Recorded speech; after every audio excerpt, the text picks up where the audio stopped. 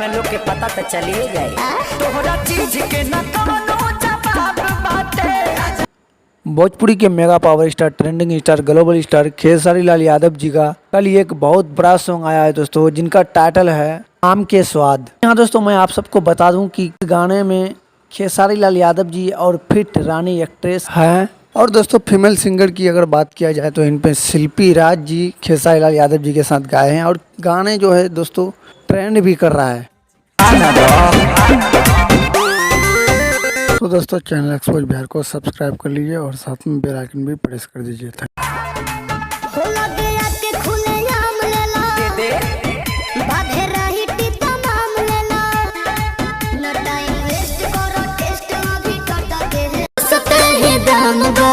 बात राइट बा, एक वाइट में लोग के पता तो चलिए गए तोहरा चीज के न कवनो